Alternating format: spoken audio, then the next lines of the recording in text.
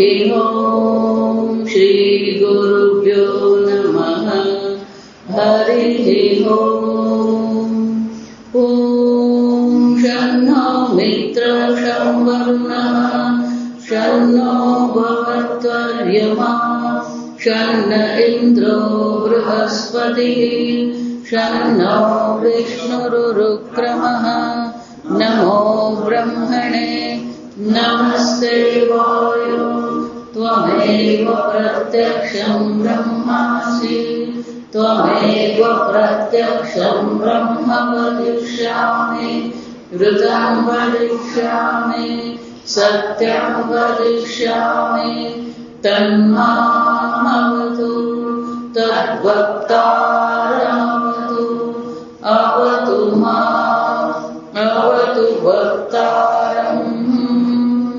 ओम शांति शांति शांतिः। ओम सहना भवतु सहनौ भुनक्तु सह वीर्यं करवावहै तेजस्विनावधीतमस्तु मा विद्विषावहै। ओम शांति शांति शांतिः। सदाशिवसमारम्भां शङ्कराचार्यमध्यमाम् अस्मदाचार्यपर्यन्तां वन्दे गुरुपरम्पराम्। श्रुतिस्मृतिपुराणानाम् आलयं करुणालयं नमामि भगवत्पादं शङ्करं लोकशङ्करं शङ्करं शङ्कराचार्यं केशवं बादरायणं सूत्रभाष्यकृतौ वन्दे भगवन्तौ पुनः पुनः। ईश्वरो गुरुरात्मेति मूर्तिभेदविभागिने व्योमवद्व्याप्तदेहाय दक्षिणामूर्तये नमः।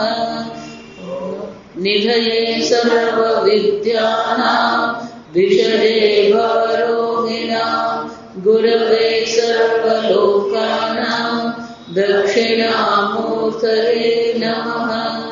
ॐ नमः प्रणवार्थाय शुद्धज्ञानैकमूर्तये निर्मलाय प्रशान्ताय दक्षिणामूर्तये नमः। मङ्गलं मे दिशतु विनायकः मङ्गलं मे दिशतु सरस्वती मङ्गलं मे दिशतु महेश्वरी मङ्गलं मे दिशतु सदाशिवः। पाना नंबर 55 11। स एवायमिति ज्ञानं सेयं ज्वालेव विभ्रमः अस्ति भातीति धीभ्रान्तैः आत्मात्मानसु कल्प्यते हानोपादनरहित आकाशः किं प्रकाशते इत्येवं बौद्धसिद्धान्तो भाषमाणो निषिध्यते। ते राहुग्रस्तदिवाकरेन्दुसदृशो मायासमाच्छादनात् सन्मात्रकर्णोपसंहरणतो द्योभूत्सुषुप्तः पुमान् प्रागस्वाप्समिति प्रबोधसमये स्वाप्यविज्ञायते तस्मै श्रीगुरुमूर्तये नमः श्रीदक्षिणामूर्तये। श्लोक 13। शून्ये चेज्जगतो हेतुः जगदेव न सिद्ध्यति घटशून्यः पटशून्यः इति कैप्रतिपाद्यते। नैव भासेत शून्यं चेत् जगन्नरविषाणवत् वस्तुत्यर्थी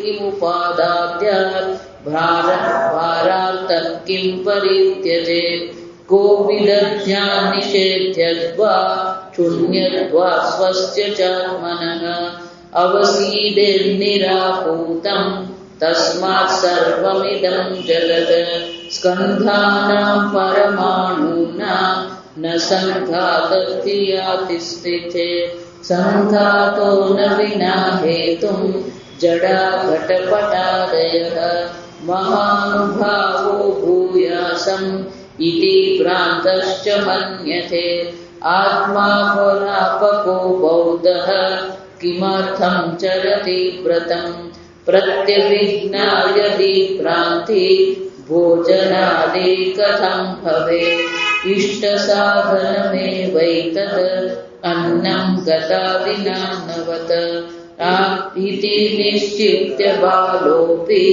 भोजनादौ प्रवर्तते अवकाशपद आकाशात् क्रिया यथा तथैवाथ क्रिया पुंसः कर्तृत्वज्ञातृत्वादिका सुषुप्तिसमयेऽप्यात्मा सत्यज्ञानसुखात्मकः सुखमवाप्स्यसि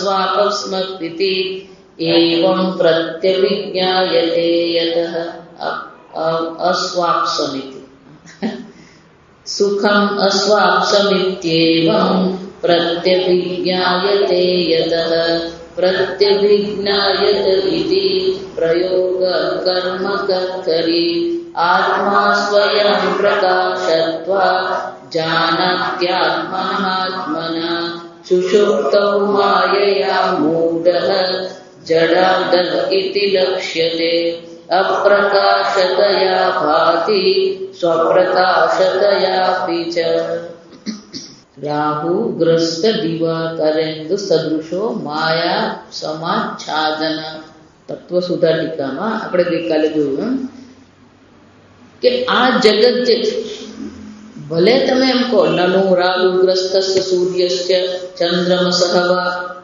કે સૂર્ય અને ચંદ્ર શું છે રાહુથી ગ્રસ્ત થઈ જાય છે એ બરાબર પણ કેવું છે સ્ફુટમ અપ્રકાશ ભાવે ભલે એ પેલું સ્પષ્ટપણે એનો પ્રકાશ દેખાતો નથી છતાં પણ શું છે ચક્ષુષા અવિશેષતઃ સર્વૈ ગ્રહણાત અસ્તિ સત્વમ સૂર્ય જ્યારે રાહુથી ગ્રસ્ત થાય છે ત્યારે પૂર્ણતઃ અંધકાર નથી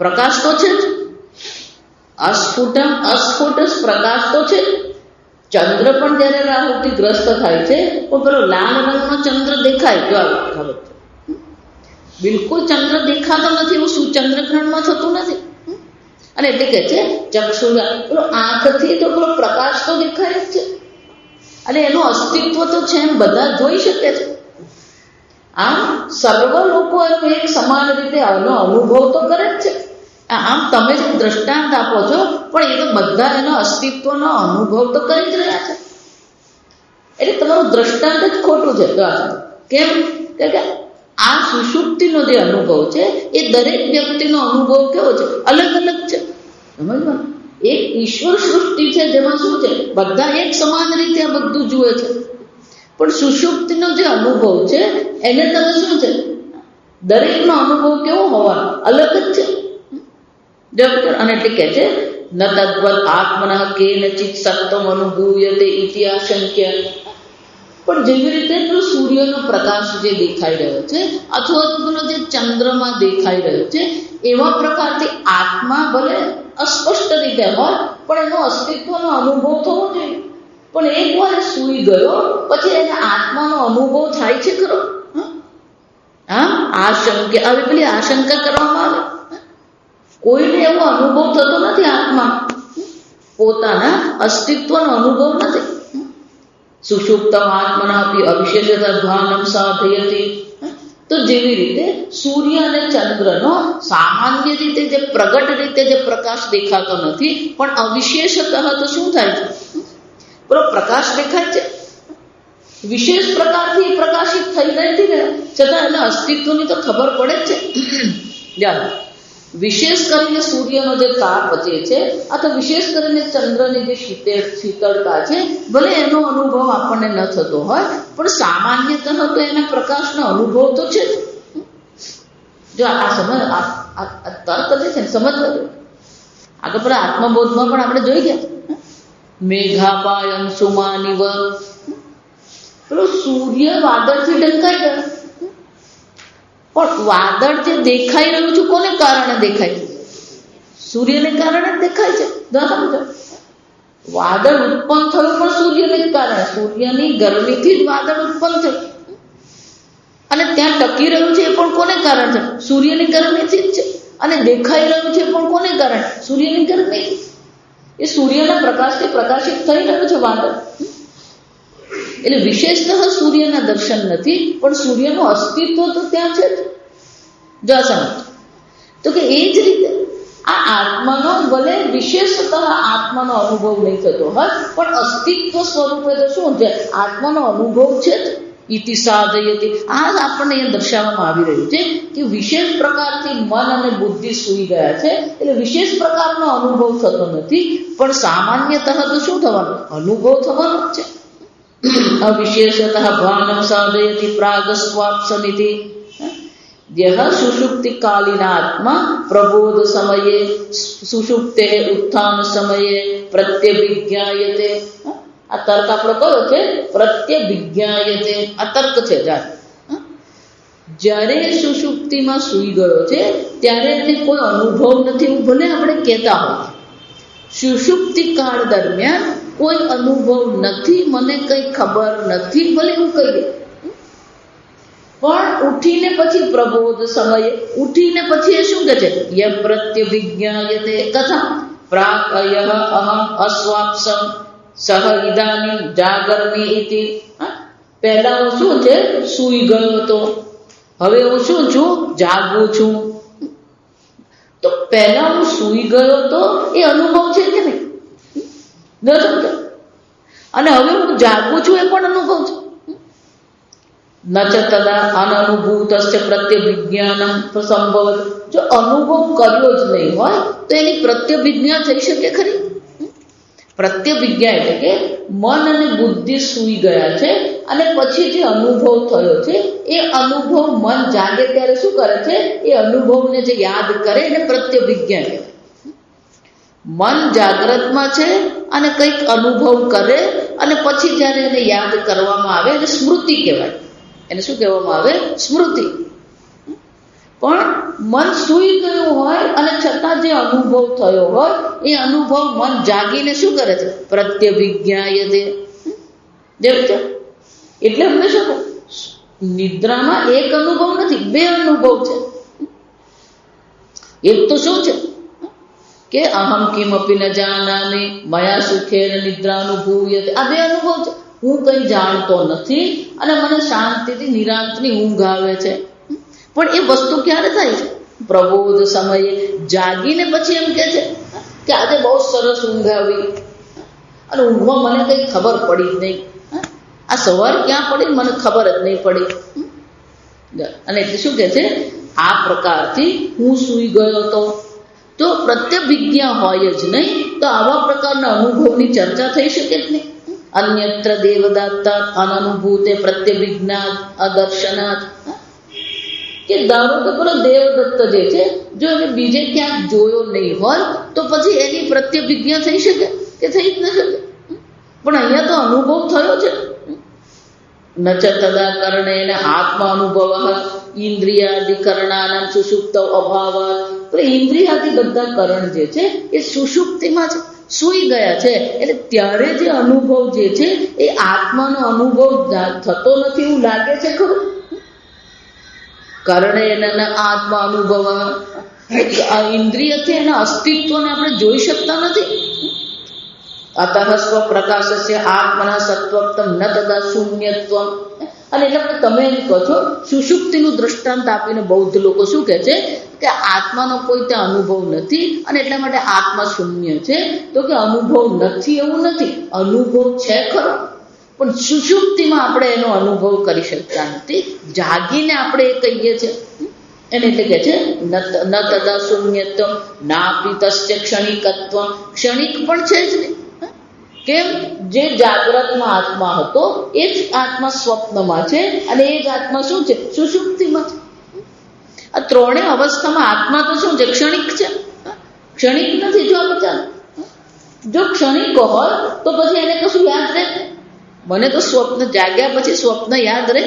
આ કેટલાક લોકોને બધા સ્વપ્ન યાદ રહી જાય. કોઈ જો એવું કહે ને મને સ્વપ્ન આવતું જ નથી, સ્વપ્ન નથી આવતું એવું કોઈ નહીં કહી શકે.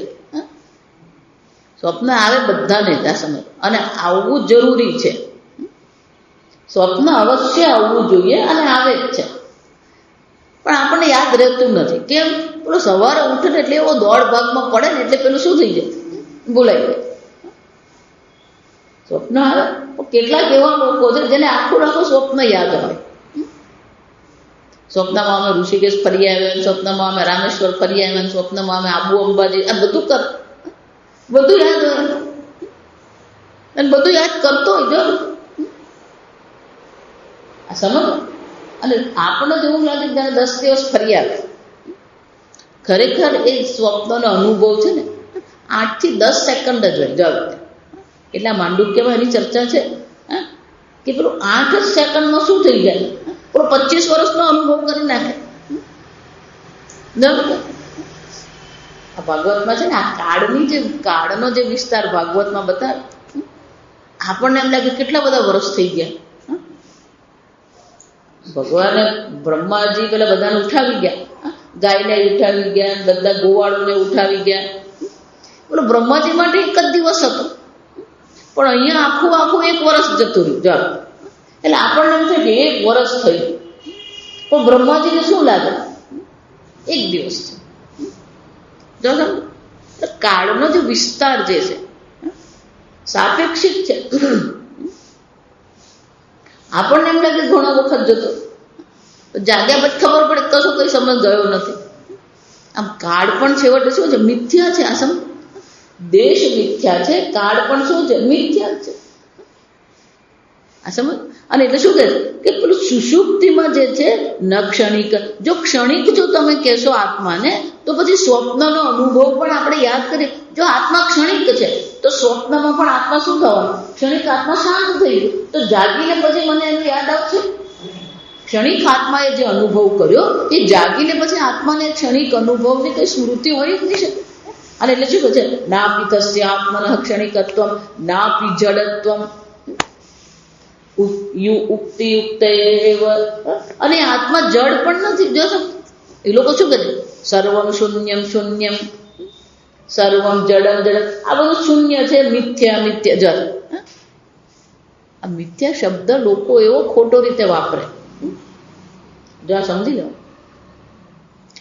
મિથ્યા જ્યારે એમ કહીએ, અનધિષ્ઠાન મિથ્યા એટલે શું છે? પેલું અધિષ્ઠાન હોવું જોઈએ તો જ મિથ્યા કહેવાય. ઘડો હું મિથ્યા એમ કહું છું ત્યારે એ ઘડાનું શું છે? સત્ય અધિષ્ઠાન છે. એટલા માટે મિથ્યાની બીજી વ્યાખ્યા કઈ છે? અધિષ્ઠાન અનન્યત્વ. એને જ મિથ્યા છે. જે પોતાના અધિષ્ઠાનથી અન્ય રહી શકે ને. માટી વિના ઘડો રહી શકે ને, રૂ વિના કપડું રહી શકે ને. અધિષ્ઠાન અનન્યત્વ. એટલા માટે મિથ્યાની બધી જ વ્યાખ્યા કામની. સદસભ્યમ અનિર્વચનીય એક વાક્ય, પણ અધિષ્ઠાન અનન્યત્વ. તમે તો આ જગતની મિથ્યા કહેતા હોય, પણ મિથ્યા એના અધિષ્ઠાન વગર તો રહી શકે. તો તમે એમ કહો આત્મા શૂન્ય છે, તો પછી એનું અધિષ્ઠાન જ નથી. કોઈને હવામાં સાપ દેખાય નહીં, હવામાં સાપ દેખાય તો પછી બીજા પ્રકારની દવા આપવી પડે. આના મતલબ પેલું દોરડું છે અને દોરડાને બદલે એને શું દેખાય છે? સાપ દેખાય. તો અધિષ્ઠાન દોરડું છે. આ સમજો, અધિષ્ઠાન દોરડું છે પછી દેખાય. એટલે મિથ્યા આપણે જયારે એમ કહીએ છીએ અધિષ્ઠાન અનન્યત્વ, તો તમે એમ કહો છો આ જગત મિથ્યા છે. જો આત્મા શૂન્ય છે અને જગત મિથ્યા છે. સર્વમ શૂન્યમ શૂન્યમ સર્વમ મિથ્યા મિથ્યા. અરે પણ બધું મિથ્યા એમ તમે જયારે કહી રહ્યા છો, પણ મિથ્યાને તમે સમજ્યા જ નથી. મિથ્યાને સમજ્યા વિના તમે શું કરી રહ્યા છો? આ શબ્દનો પ્રયોગ કરી રહ્યા છો. અને એ બધું મિથ્યા છે, બધું જળ છે, દ્રશ્ય છે. આ જળ છે, જો સમજો, જળ નથી. આ સમજો, અવિનાશી તદ્વિદ્ધિ યેન સર્વમિદં તતમ. આત્મા તો કેવો છે? સર્વવ્યાપી છે. જો આત્મા સર્વવ્યાપી છે તો આ બધી વસ્તુ જળ છે. સર્વભૂતસ્થમાત્માનં સર્વભૂતાનિ ચ આત્મનિ યો મામ પશ્યતિ સર્વત્ર સર્વં ચ મયિ પશ્યતિ. અહીંયા જે કઈ છે સર્વ શું છે? એક અદ્વિતીય ચૈતન્ય માત્ર છે. જો સમજો, આપણે ભલે એમ કહીએ આ જળ છે, પણ આ જળ નથી. આ તો શું છે? ચૈતન્ય છે. અહીંયા ચૈતન્ય આપણે આગળ ચર્ચા કરીએ એમ અહીંની સતની પ્રધાનતા અહીંયા છે. અહીંયા બધું ચૈતન્યની અભિવ્યક્તિ નથી, પણ એનો અર્થ એવો નથી કે અહીંયા ચૈતન્ય નથી. આપણે ભલે માનીએ આ પથ્થર છે, પણ અહીંયા પણ શું છે? ચૈતન્ય તો છે જ.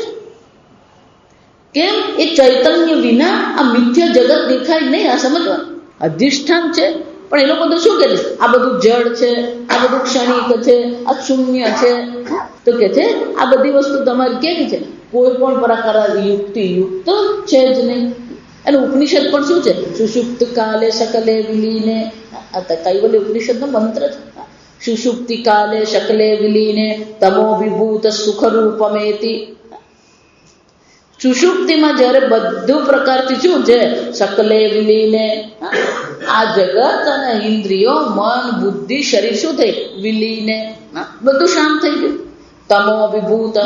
અને ત્યાં શું છે? પેલું તામસિકતા છે, તમો ગુણની પ્રધાનતા છે. સાથે સાથે શું છે? સુખરૂપમિતિ પુનશ્ચ જન્માંતર કર્મયોગ સૈવ જીવ સ્વપીતિ પ્રબુદ્ધ. એક જીવ છે જે સૂઈ ગયો છે, પાછો શું થાય છે?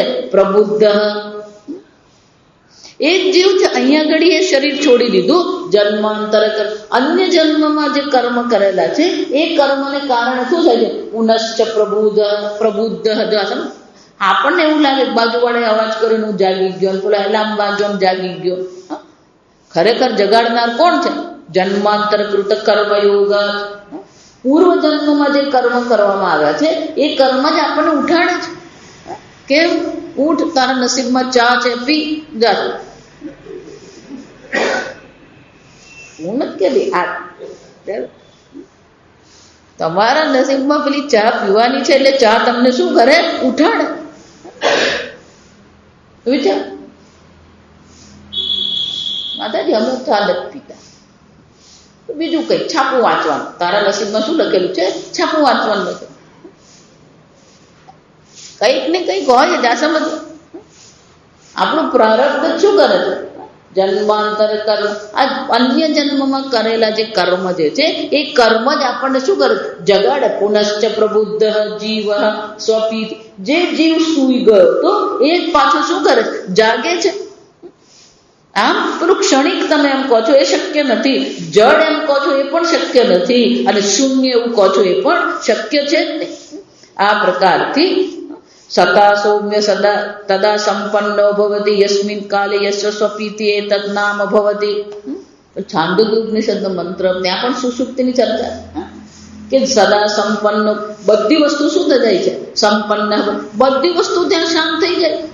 શ્રુતિભ્યશ્ચ સત શબ્દ વાચ્ય પ્રકૃતયા દેવતયા સંગત એકીભૂત ભવતિ ઇત્યર્થ. બધું એકીકાર થઈ ગયું. બધી વસ્તુ કઈ દેખાતું જ નથી, કોઈ વિશેષતા નથી.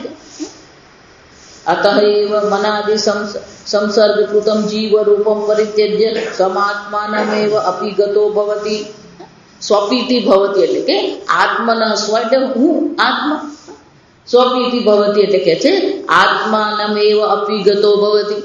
એક આત્મા માત્ર જ છે, નથી એમ નથી, છે જ ત્યાં. આત્મના સચ્ચિદાનંદ રૂપત્વેન સુષુપ્ત અવસ્થાનમ દર્શયતિ. આ સુષુપ્તિ અવસ્થામાં પેલો સચ્ચિદાનંદ આત્મા છે, શૂન્ય નથી. શૂન્ય પણ નથી, જડ પણ નથી, અને ક્ષણિક પણ નથી. આત્મના સુખ રૂપત્વમ ચ ઉત્થિત્વેન તેન અનુસંધીયતે સુખમ અહમ અવાપ્સનો. હું આરામથી શું છે? સુખેથી સૂઈ ગયો હતો. ગઈકાલે કહ્યું ને, એ નિદ્રામાં જે સુખનો અનુભવ છે એ જ સુખ તમે શું કરી રહ્યા છો? જાગ્રતમાં શોધી રહ્યા છો. નિદ્રામાં જે સુખનો અનુભવ છે એ આપણે જાગ્રતમાં શોધતા રહીએ છીએ. ધનમાં ને ઘરમાં ને ખાવામાં પીવામાં ફરવામાં આ બધે શું કરીએ, પણ પેલું જે સુખ છે ને એવું સુખ નથી. આ સમજ, સતત આપણે એની સાથે શું કરીએ છીએ, સરખામણી કરતા જ રહીએ છીએ. પેલો મરે ત્યાં સુધી એ સરખામણી કરતો જ રહે છે અને મળતું નથી. પછી શું થાય છે, પુનરપી જનનમ પુનરપી મરણમ. એ શોધે છે પણ એ ખરેખર સુખ તો એ પોતે જ છે. આત્મન એ કોનું છે, આત્મા એવ અતઃ ન કોપી દોષ ઇતિ ભાવ. અને એટલા માટે આ સુષુપ્તિમાં પણ અનુભવ છે અને એ આત્મસત્તાનો અનુભવ સુષુપ્તિમાં પણ છે. અને જાગ્રતમાં તો કોઈ એવું કહી શકે જ નહીં કે હું નથી જાગૃત. જાગ્રતમાં તો હું છું એ તો અનુભવ બધાનો જ છે, પણ સુષુપ્તિમાં પણ એ અનુભવ છે. જો અને એટલા માટે શું કહેવામાં આવ્યું, રાહુ ગ્રસ્ત દિવા કરેન્દ્ર સદૃશ.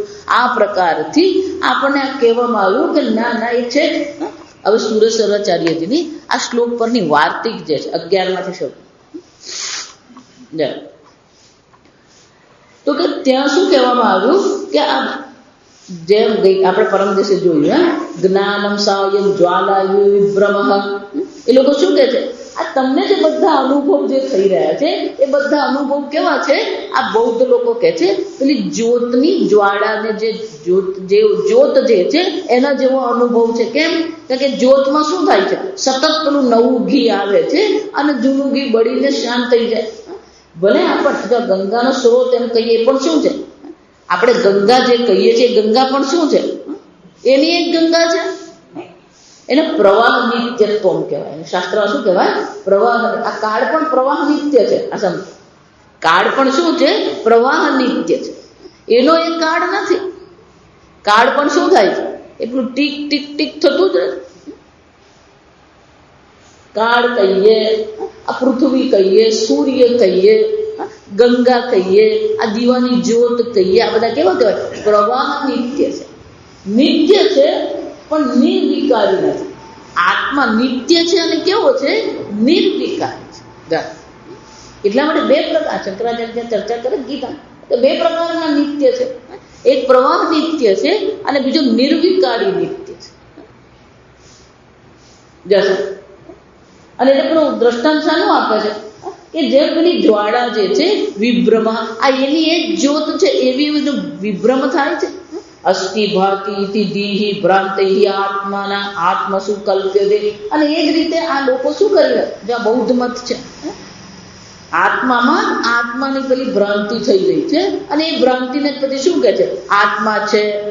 ભાતિ આત્માનો અનુભવ થઈ રહ્યો છે, પણ એ આત્મા તો કેવો છે, આવો છે જ ને, નિત્ય છે જ ને, કેવો છે, જ્વાળા સમાન છે. કેમ, હાન ઉપાદાન રાહિત્યાત આકાશ કિમ પ્રકાશતે. દ્રષ્ટાંત બહુ સરસ આપે. આ આકાશ છે, નિત્ય છે, પણ આકાશમાં કંઈ પકડવાનું કે કંઈક છોડવાનું છે ખરું? પણ એ આત્મા પ્રકાશિત થાય છે. આપણે જો એમ કહીએ કે અસ્થિભાત એ છે, એટલે શું કહે છે કે જો ખરેખર તમે એમ કહો કે આત્મા છે અને પ્રકાશિત થાય છે, તો કે આકાશ જે છે એ પણ શું છે, પણ આકાશમાં પણ શું છે, કોઈ પણ પ્રકારે ત્યાં હું કંઈક પકડું અને હું કંઈક છોડું એવું છે આત્મામાં છે. આકાશ કેવો છે, આત્મામાં જેમ હાન અને ઉપાદાન નથી એમ આકાશમાં પણ શું છે, મેં આકાશ પકડ્યો, મેં આકાશ છોડી દીધો એવું છે. રાહિત્યમ આકાશ કિમ પ્રકાશ, પણ એ આકાશ પ્રકાશિત થઈ રહ્યો છે. જાવે આકાશ નિત્ય છે, સર્વવ્યાપી છે એમ કહીએ, પણ એ પ્રકાશિત થાય છે કે નહીં? તો એ જ રીતે આ તમે આત્મ ચૈતન્યની કઈ ચર્ચા કરો, જો આ સમજો, વૈજ્ઞાનિકો પણ એ જ કરે છે કે આ ચૈતન્ય તમે કરતા કરો, પણ કે કયું ચૈતન્ય? કોઈ પ્રકારનો પ્રકાશ છે જ નહીં. આ બધું કેવું છે કે પેલી જ્વાળા જેમ પ્રકાશ જે દેખાઈ રહ્યો છે એ પ્રકાશ ખરેખર નિત્ય છે. એ પ્રકાશ તો શું છે, પ્રવાહ છે. એ જ રીતે આત્માનું કોઈ ચૈતન્ય નામની વસ્તુ નથી. એ તો શું છે, ક્ષણિક છે. એ પેલું ઉત્પન્ન થયું શાંત થયું, ઉત્પન્ન થયું શાંત થયું. જેમ પેલી જ્યોત છે એમ જેમ ગંગાનો પ્રવાહ છે. આપણે ગંગાના દર્શન કરવા જઈએ ને એટલે આપણે શું માનીએ, જો આ ગંગા, ગયા વર્ષે અમે ગંગામાં સ્નાન કર્યું હતું, આ વર્ષે ગંગામાં સ્નાન કર્યું, અમે આગળ સંગમમાં ગયા હતા ને સંગમમાં સ્નાન કર્યું, અત્યારે સંગમમાં, અને પણ એ સંગમ એનું એક છે નહીં. ગંગામાં તમે આંગળી મૂકો ને એટલે તો ગંગાનું પાણી શું થાય, અડધો કિલોમીટર પહોંચી ગયું હોય. જોયું છે, છતાં આપણે શું માનીએ, એ જ ગંગા છે. અને એટલે શું કહે છે કે આ બધું પ્રકાશતે, એવું પણ તમે જે ચૈતન્યની વાત કરો છો, કિમ પ્રકાશતે આકાશ, આ આકાશનું શું છે, એનું અસ્તિત્વ તમે જે કહો છો અને એની જે પ્રકાશની ચર્ચા કરો છે જ નહીં. इति एवं बौद्ध सिद्धांति भाषमाण निषिध्यते. આ રીતે પેલો બૌદ્ધ સિદ્ધાંતિ જે છે એ બે રીતે આત્મા શૂન્ય છે અને આત્મા ચૈતન્ય છે. આત્મા કેવો છે, જડ છે. અને એનું નિરાકરણ કરવા માટે શું કરવામાં આવ્યું છે, આ નવો શ્લોક, છઠ્ઠો શ્લોક આપણને કયો, રાહુ ગ્રસ્ત દિવાકરેન્દુ. હવે આ શ્લોકના એક એક શબ્દને અહીંયા સુરેશ્વરાચાર્યજી 13મા ઉલ્લાસથી સમજાવે છે. અસ્ય અયમ આશય, કે શ્લોકનો આશય શું છે, ઉદ્દેશ શું છે. શૂન્યમ ચેત જગત હેતુ જગદેવ ન સિદ્ધ્યતિ, કે જો આ જગતનો કોઈ હેતુ હોય જ નહીં, શૂન્યમ ચેત જગત હેતુ, જો આ જગતનો કોઈ હેતુ હોય જ નહીં તો પછી આ જગત કોઈ પણ પ્રકારે સિદ્ધ થાય જ નહીં. ઘટશૂન્ય પટશૂન્યથી કઈ પ્રતિપાદ્યતે. જોયું છે, પણ આ જગતમાં દરેક વસ્તુ આપણને કઈ રીતે દેખાય, ઘટ શૂન્ય તરીકે દેખાય. જોયું છે, આ અન્ય આપણે ભલે કહીએ કે ઈશ્વરમાંથી જગત, આ સાંભળતા રહીએ ને એટલે આપણને એવું લાગે કે બધું બરાબર જ છે, પણ બાકીના બધા ધર્મવાળાને એ લોકો ઈશ્વરને સ્વીકારે છે. જે ધર્મવાળા ઈશ્વરને સ્વીકારે છે એ લોકો ઈશ્વર એટલે કે આ જગતનો કર્તા તરીકે સ્વીકારે છે. આ જગત કોણે બનાવ્યું, ભગવાને બનાવ્યું. પણ એને એક જ પ્રશ્ન પૂછે, ભગવાને શામાંથી બનાવ્યું, શૂન્યમાંથી, આઉટ ઓફ નથિંગ. પણ જો શૂન્યમાંથી આ જગત બન્યું હોય તો પછી અનુભવ શું થવો જોઈએ, છે તરીકેનો અનુભવ નહીં થાય, નથી તરીકેનો અનુભવ થવો જોઈએ. અને એટલે શું કહે છે, પણ આ જગત જે છે એ ઈશ્વર આત્માથી ભિન્ન છે જ નહીં. અસ્થિ ઘટસ્તન, આ ઘટસ્તન ઘડો છે, માટી છે, આ હાથી છે, આ કપડું છે, બધાનું શું છે તરીકે અનુભવ થઈ રહ્યો છે.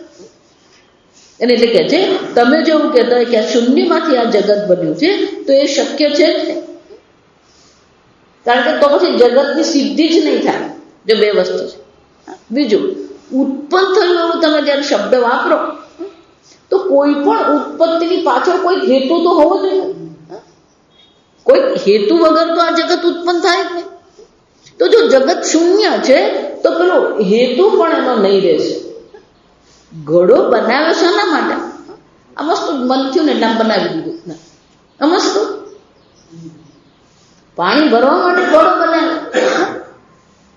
આ સમજ, દરેક વસ્તુની જે ઉત્પત્તિ છે અથવા આ જગતમાં જેટલી પણ વસ્તુ છે એ બધી વસ્તુ કેવી છે, કોઈક ને કોઈક રીતે ઉપયોગી છે. અર્થક્રિયાકારિત્વ, એને શાસ્ત્રમાં શું કહેવામાં આવે, અર્થક્રિયાકારિત્વ. આ જગતની કોઈ પણ વસ્તુ હોય એમાં નામ છે, રૂપ છે અને એનું અર્થક્રિયાકારિત્વ એટલે કે ઉપયોગીતા છે. ભલે આપણને મનુષ્યને ઉપયોગી નથી પણ બીજા કોકને તો શું થવાનું, ઉપયોગી છે. સમજ, નિરુદ્દેશ્ય કઈ છે જ નહીં આ જગત. આપણને ઉદ્દેશ ને એટલા માટે આપણને એમ લાગે આ કીડી મંકોડા, કૂતરોના, બિલાડી, માતાજી આ બધું બહુ હેરાન કરે, આ બધા કીડી મંકોડા મારી નાખવા.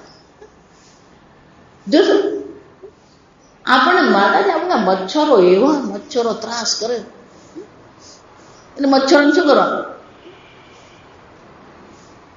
હવે તો પેલું રેકેટ આવે.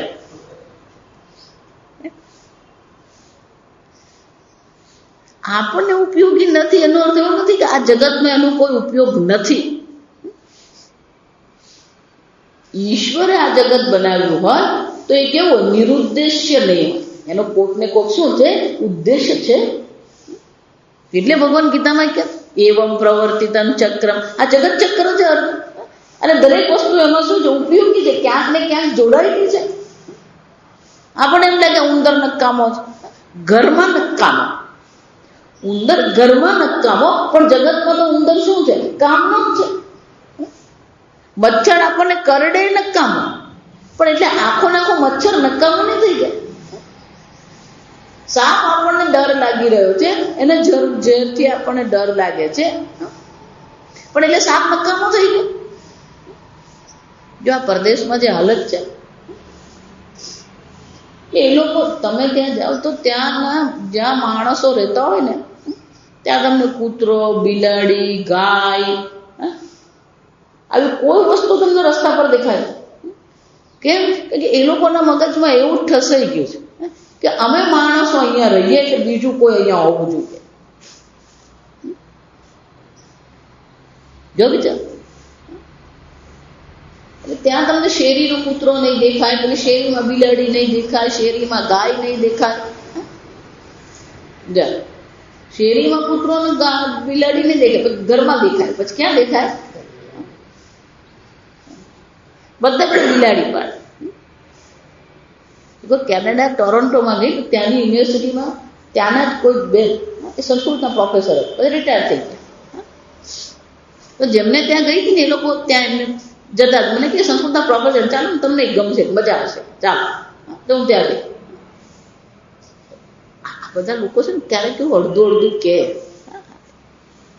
એટલે ફસામણી જ થાય. પછી આ સમય પછી અડધે ગયા ને એટલે પેલા બેન મને કે માતાજી ત્યાં છે ને, એ બેનને ત્યાં 8 બિલાડી છે. એક બે ને કેટલી? માતાજી બીમારો ને એ કશું કરશે નહીં, તમે એ કરડે પણ નખે નહીં મારે. બહુ બહુ સરસ બિલાડી છે. હવે આપણને તો એ કોઈ તોય ચિંતા છે, આ તો કેટલી છે?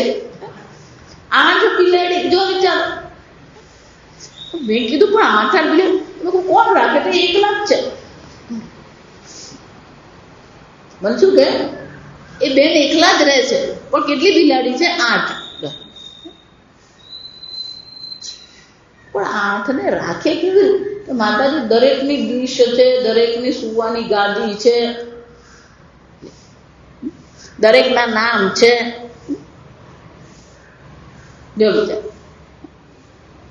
પછી કે દરેકના સ્વભાવ છે. આ સ્વભાવ કીધું ને એટલે આપણે જરાક આમ સાવધાન થવું પડે. જાસમ પછી એમાં બિલાડો છે, બિલાડી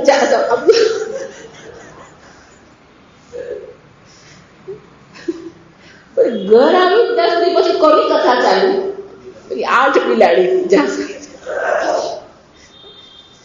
આપણે પેલા બેન સંસ્કૃતના પ્રોફેસર છે, એ સાંભળીને ત્યાં ગયા હોય તો પછી કથા કોની? સંસ્કૃત બાજુ જ નહીં. પેલું બિલાડી પ્રકરણ શરૂ. માનતો નહીં, ખાલી બિલાડી ઘરમાં જ છે ને કૂતરા ઘરમાં રાખે એમ નહીં. આપણો હોલ છે ને એનાથી 4 ગણા મોટા સ્ટોર, જેમાં ફક્ત બધું પ્રાણીઓનું જ મળે. કૂતરાની ગાદી, કૂતરાના કપડાં, કૂતરાની બિસ્કીટ ને કૂતરાનું ખાવાનું ને બિલાડીનું ખાવાનું, બિલાડીની આ બધું શું મળે? દુકાન એની જો એમાં પેલું બિલાડીને કૂતરાને બધા, પછી એની ટોપી હોય.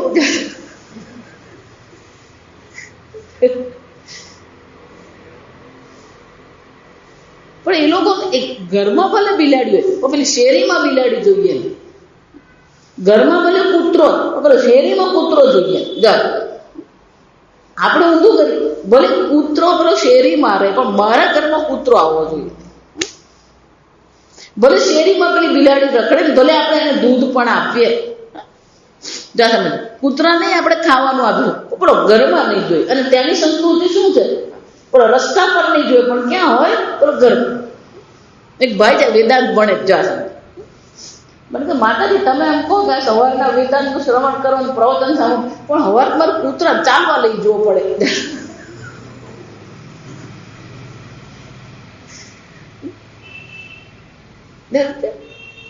એનો અર્થ શું છે?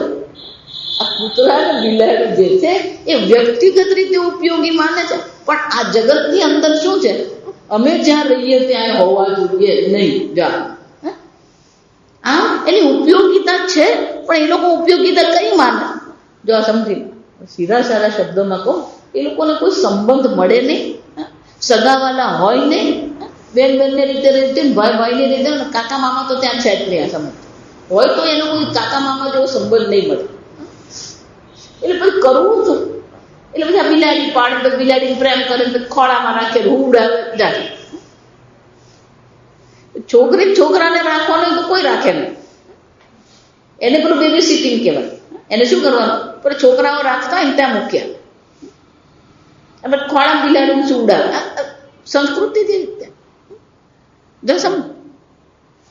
પણ જગતમાં દરેક વસ્તુનું સ્થાન છે, એ એના સ્થાને જ છૂટે. બિલાડી બહાર એ ઘરમાં કામની જ નથી. આ સમજ, બિલાડીનું કામ ક્યાં છે? એ બહાર છે, એ ત્યાં ઉપયોગી છે, એની ઉપયોગિતા છે. જો સમજ, એટલે સુરેશ્વરે શું કહે? જગત હેતુ.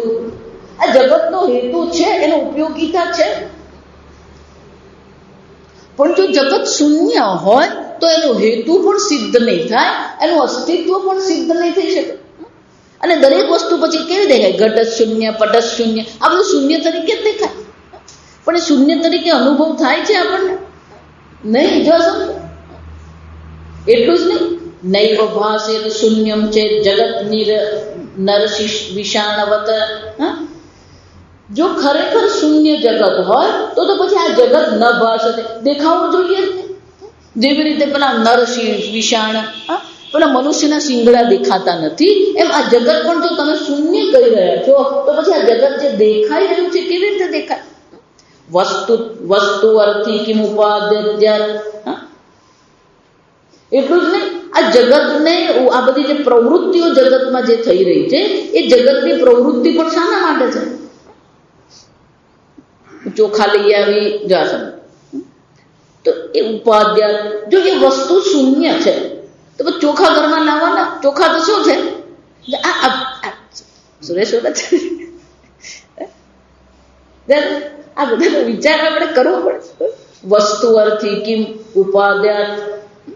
જો વસ્તુ છે જ નહીં તો પછી એને પ્રાપ્ત કરવાનું, એને મેળવવાની કઈ જરૂર છે? ભારાર્થ કિમ પરિત્યજે.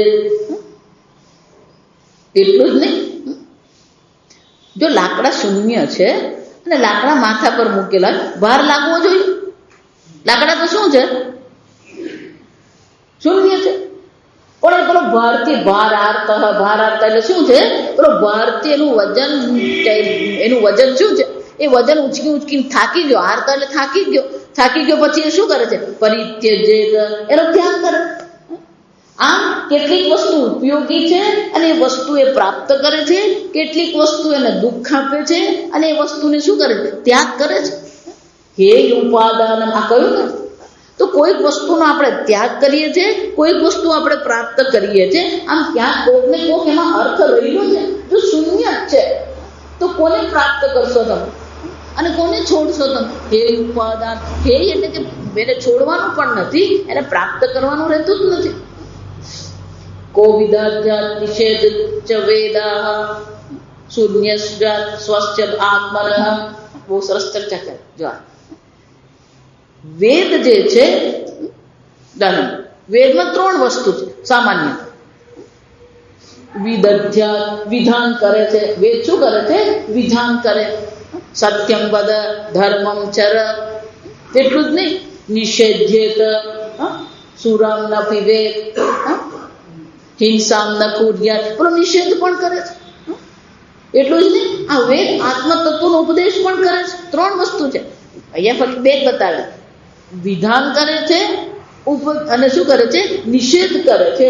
અને એ જ વેદ આપણને ઉપદેશ પણ કરે છે. શૂન્ય સ્વ. પણ જો આત્મા જો શૂન્ય છે તો કોને આ ઉપદેશ કરે વેદ? આ વેદ કોને વિધાન કરે? શૂન્ય છે તો કોઈ વિધાન કરવાની જરૂર છે? તો આત્મા જો શૂન્ય છે તો તમે કોને વિધાન કરી રહ્યા છો? કોને નિષેધ કરી રહ્યા છો? કોને આદેશ કરો તમે? અવસીદેત નિરાકૂતમ તસ્માત સર્વમિદમ જગત. અને તો પછી આ સંપૂર્ણ જગત જે છે, સર્વમિદમ જગત, આ કોઈ પણ પ્રકારે આ જગત જે છે નિરાકૃત, એનો કોઈ હેતુ છે એ નથી, એને પ્રાપ્ત કરવાનું નથી, એને છોડવાનું, એમાં કોઈ વિધાન પણ નથી, કોઈ નિષેધ પણ નથી, કોઈ ઉપદેશ પણ નથી. એટલે આત્મા કેવો છે? શૂન્ય છે. તમે જ કહો છો આત્મા શૂન્ય છે, તો પછી કોઈ વિધાન પણ નથી, નિષેધ પણ નથી, શાસ્ત્ર પણ નથી, ઉપદેશ પણ નથી. આ બધી વસ્તુ શું થઈ જવી જોઈએ? હોવી જ નહીં જોઈએ. જો આવું પેલા લોકોને કેમ સમજો, એ લોકો પાસે એ લોકોનો ઉત્તર હોય. એટલે એવું કે એક તો સમજાવીએ છે કે આત્મા શૂન્ય છે, એટલે કોઈ વિધાન નથી, કોઈ ઉપદેશ નથી. આત્મા શૂન્ય છે એમ સમજવાનું, પછી શૂન્ય સમજ્યા પછી શું છે? જેમ આત્માને પૂર્ણ સમજ્યા પછી કોઈ વિધાન નથી ને કોઈ ઉપદેશ નથી, એમ આત્માને શૂન્ય સમજ્યા પછી શું કરવાનું? એ તમે આત્માને શૂન્ય સમજતા નથી, એટલે આ બધું વિધાન અને ઊંધું પકડે. આ સમજો, તમે આત્માને શૂન્ય સમજતા નથી એટલે પેલું આ વિધાન અને નિષેધ છે. તમે આત્માને શૂન્ય સમજતા નથી એટલે પેલો ઉપદેશ કરવો પડે કે આત્મા શૂન્ય છે. તમે તર્ક કરો ને, આમ સામે એની પાસે તર્ક હોય, આ સમજવાનું. એટલે કે છે પણ ખરેખર જો શૂન્ય આત્મા હોય તો કોઈ પ્રકારે એમાં કોઈ વ્યવહાર હોય જ નહીં. બધાને શું કહેવાય? વ્યવહાર કહેવાય. વિધાન કરવામાં આવે, નિષેધ કરવામાં આવે, એને પકડવામાં આવે, છોડવામાં, આ બધાને શું કહેવાય? વ્યવહાર છે. તો આ જગતમાં જેટલો પણ વ્યવહાર થઈ રહ્યો છે એ બધો વ્યવહાર કોની દ્રષ્ટિએ? આત્માની દ્રષ્ટિએ જ છે. તું પુણ્ય કર્મ કર એમ જ્યારે કહેવામાં આવે તો એ પુણ્ય કર્મ પણ કોને માટે છે? આત્માની દ્રષ્ટિએ જ છે. પાપ એમ જ્યારે કહેવામાં આવે, આમ પાપ પુણ્ય કહીએ, લોક પરલોક કહીએ, આ બધી વસ્તુ શું છે? આ બધો જે વ્યવહાર થઈ રહ્યો છે એ આત્માની દ્રષ્ટિએ થઈ રહ્યો. અને તું કે છે આત્મા શૂન્ય છે, તો પછી શું થવું છે? સર્વમ શૂન્યમ શૂન્યમ જો હોય તો પછી આ જગતમાં કોઈ વ્યવહાર સિદ્ધ થાય જ નહીં. એટલું જ નહીં, એને પેલો તર્ક કર્યો 5 પ્રકારના સ્કંદ છે અને પેલા પરમાણુ છે. એટલે કે છે સ્કંધાનામ પરમાણુનામ ન સંઘાતીતા અસ્તિ ચેત. તો કે જો તમે એમ કહેતા સ્કંધાનામ, આ જે સંઘાત જે છે, એટલું જ નહીં, એ સંઘાતની સાથે સાથે શું છે? પરમાણુ નામ. આ બધા પરમાણુ જે છે એનો બધો આ ભેગા થઈને શું કરે છે? આ કોઈક વસ્તુ બનાવે છે. પણ કે આ પરમાણુ કો કે સ્કંદ કો, જા સમજો. પરમાણુ સ્વયં જડ છે અને પરમાણુમાંથી બનેલો જે સંઘાત છે એ પણ કેવો છે? જડ છે.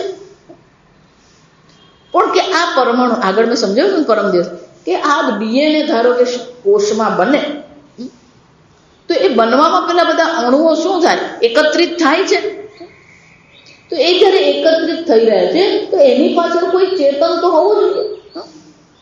જો વિચાર, ખરેખર આ જે કોષમાં જે બધી પ્રક્રિયાઓ થાય છે એ ખરેખર જો જુઓ તમે, આપણને આશ્ચર્ય જ લાગે.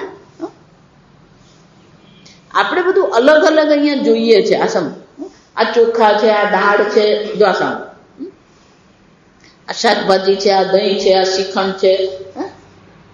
આપણે એને અલગ અલગ જોઈએ અને આપણે પેલા ચોખાને અલગ રાંધીએ અને પછી દાળ અલગ રીતે રાંધીએ. આ બધું રસોઈ બનાવીએ ત્યારે પણ શું કરીએ? બધું અલગ અલગ કરીએ. જો આમ આ બધી વસ્તુને અલગ અલગ પ્રકારથી આપણે રસોઈ બનાવીએ છીએ, અલગ અલગ પ્રકારે એનું ભોજન કરીએ છીએ આપણે. પણ આ બધી વસ્તુ પેટમાં તો શું થઈ જાય? ભેગી જ થઈ જાય. બધું દાળ કહીએ ને ભાત કહીએ બધું શું થાય? પેલું ભેગું થાય. કાલે મેં કીધું ને પેલું કાલી કમલી વાળા જવાનું ભિક્ષા લેવા, બધાને પેલું એક કમંડલું જાય, પેલું ડબ્બો જાય, પેલો જાય. એટલે બધા હરખમાં હરખમાં પહોંચી ગયા. અને સ્વામીજી બધાને કીધું દાળ ને રોટલી, દાળ ને રોટલી. જો એટલે બધા રસ્તામાં જતા જતા વિચાર કર્યું કે ઢાંકણમાં રોટલી લઈ જઈશું, આમાં શું કરીશું? દાળ. ત્યાં ગયા પછી ખબર પડી કે ચણાનું શાક છે. એટલે બધા વિચારે કે ચણાનું શાક શામાં લેવાનું? તો કે દાળની અંદર જ શું કરી દે. અને પછી ત્યાં બધા એટલા બધા સાધુઓ હતા ને ત્યાં બેસવાની જગ્યા નથી. એટલે સ્વામીજી કીધું કે અહીંયા કોઈ ભોજન કરવાનું નથી, એટલે બધા હવે શું કરો? નીકળો અહીંયાથી. પણ દાગડમાં રોટલી ને હાથમાં દાળ જશે, બહાર નીકળ્યા તો વિચાર. પછી ત્યાં મંદિર છે મહાદેવનું, બહુ સરસ મંદિર છે. એટલે સ્વામીજીએ બધા કીધું આ મંદિરમાં દર્શન કરવા ચાલો. દર્શન કરવા જવું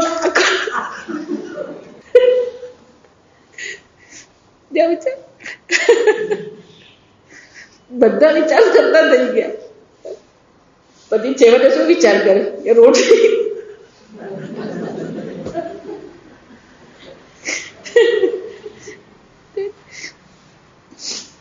સ્વામી પૂજ્ય સ્વામીજી ત્યાં ગયા હતા જવાસમંદ.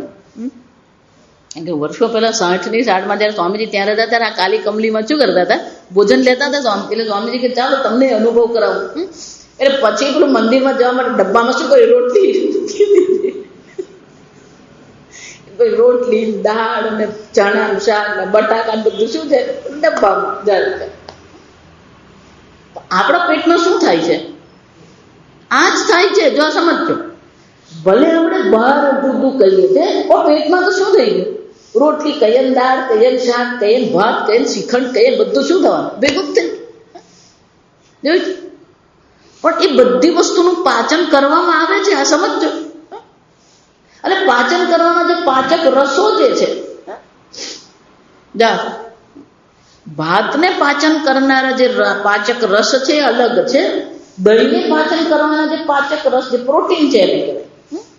એ પ્રોટીનને પાચન કરવા માટે આ કાર્બોહાઈડ્રેટ જે છે એને પાચન કરવા માટેના બધા પાચક રસો કેવા છે, અલગ અલગ છે. આ તેલ ખાઈએ, ઘી ખાઈએ ને ફેટ કહેવાય. તો એને પાચન કરવાના પાચક રસ અલગ છે. પણ પેટમાં તો બધી વસ્તુ એક સાથે છે, તો એનું શું થયું? આપણે તો અલગ અલગ કરીએ. જો આ વિચાર, પેટમાં તો બધું ભેગું થઈ ગયું અને એ બધું ભેગું છે ને ભેગામાં જ પાચક રસ શું કરવાનું છે, પાચન કરવાનું છે. આ સમજો. એટલે આજે ચર્ચા કરી કે આવું જો હોય તો પછી શું થશે, કોઈ પેલું ચેતન હોવું જોઈએ. જો ચેતન વગર આ શક્ય જ નહીં બને. પાચક રસ જે છે એ કામ કરી રહ્યા છે અને એ પેટમાંથી જયારે આંતરડામાં જાય છે તો આંતરડામાં બીજા પ્રકારના પાચક રસ છે. પેટમાં જે પાચક રસ છે અને આંતરડામાં જે પાચક રસ છે અલગ છે અને એ અલગ પ્રકારથી પાચન કરે.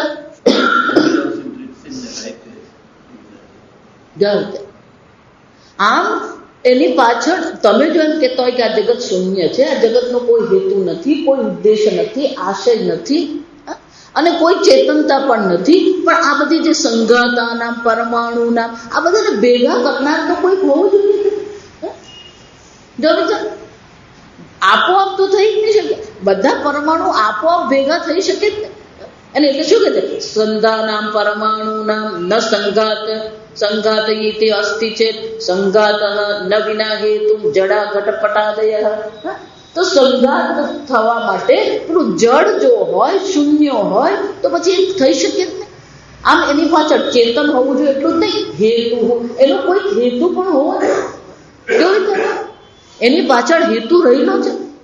ઘટપટાદય, આ જેટલા પણ સંઘાત આપણે જોઈએ છે એ દરેકનું એક ગોઠવણ છે. ચૌહતાનામ પરાથત્વાદી આપણે તર્ક કહ્યું છે. પર એટલે ચૈતન્ય.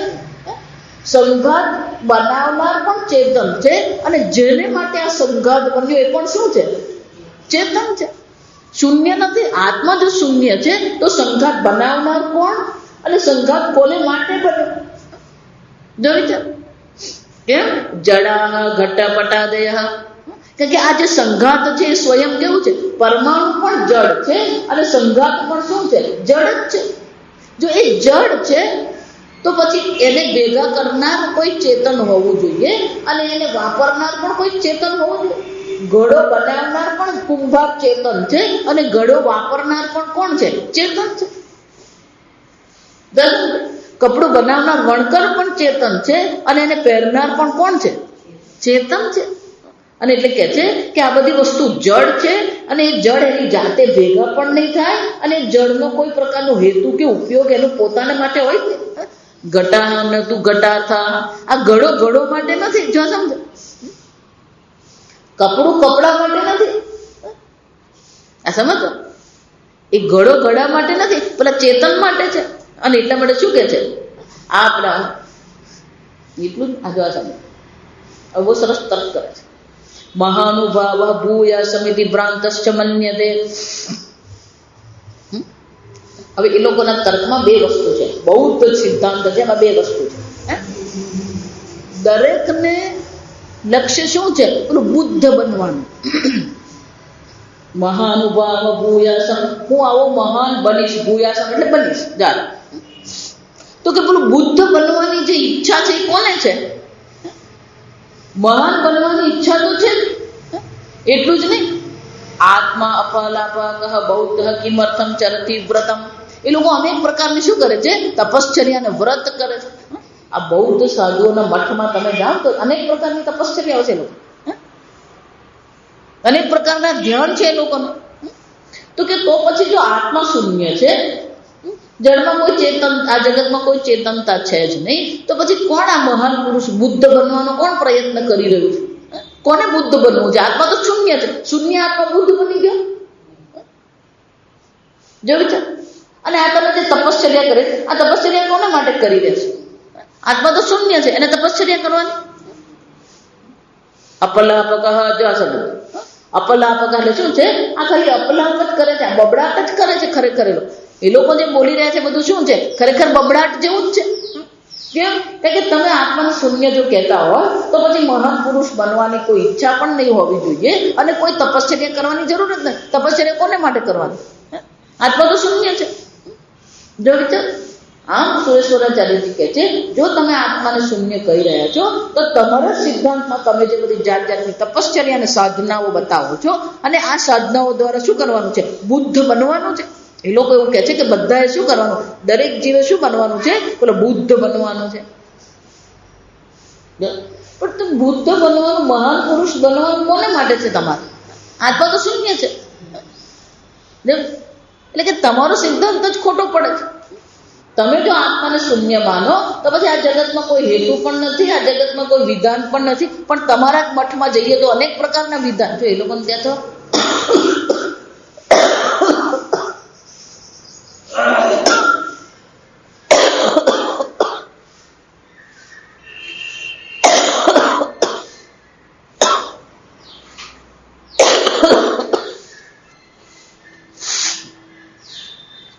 એ લોકોના મઠમાં બહુ મજાની વાત કરી. જો એ લોકોનામાં સંન્યાસીઓ હોય, એ લોકોના સાધુઓ બને, એ લોકો સાધુઓ બને પણ સંન્યાસી બને. જા એ લોકોમાં ટેમ્પરરી સંન્યાસ, જો આ તમને કહું ને તમને આશ્ચર્ય લાગે. ટેમ્પરરી સંન્યાસી એટલે શું છે? તો કે પેલું નક્કી કરે કે 3 મહિના હું આશ્રમમાં જઈને સાધુ જીવન જીવું. એટલે પેલો ત્યાં જાય અને પેલા કેસરી કપડાં પહેરે અને ત્યાં આશ્રમમાં રહે. અને એ સંન્યાસી તરીકે જયારે રહેતો હોય આશ્રમમાં, પછી ધારો કે આશ્રમમાં એની પત્ની જાય ને તો એને એમ જ કહું કે હું તને ઓળખતો નથી. મજાક નથી કરતી, આ સમજ. એ લોકોનું વિધાન કરવામાં આવે. પછી તમારા 3 મહિના માટે કોઈ તમારો દીકરો નથી, કોઈ તમારી પત્ની નથી, કોઈ તમારો ધંધો નથી, કોઈ તમારા પૈસા નથી. તો કે આ બધા વિધાન કોને કરવામાં આવે? આ બધા વ્રત કોને માટે તમે કરે? જો આત્મા શૂન્ય છે તો આ બધા વ્રત નકામા જ છે. એટલે 3 મહિના માટે કોઈ નિયમ નહીં. પછી પાછું શું કરે? પાછું સંસારી જાય, ટેમ્પરરી સંન્યાસી. એમ શું કહેવાય? એટલે કે તમે આવા બધા પ્રકારના વ્રત રાખો છો, આ તમે બુદ્ધ બનવાનો પ્રયત્ન કરી રહ્યા છો. આ બધી વસ્તુ પણ શું થઈ જાય? જો તમે આત્મા શૂન્ય કહો છો તો તમારો સિદ્ધાંત પણ શું થઈ જાય? સિદ્ધ થતો નથી. આગળ આપણે આવતીકાલે નહીં, આવતીકાલે સવારે વર્ગ નથી આપણો, સોમવારે સવારે પણ નથી, આપણે મંગળવારે સવારે.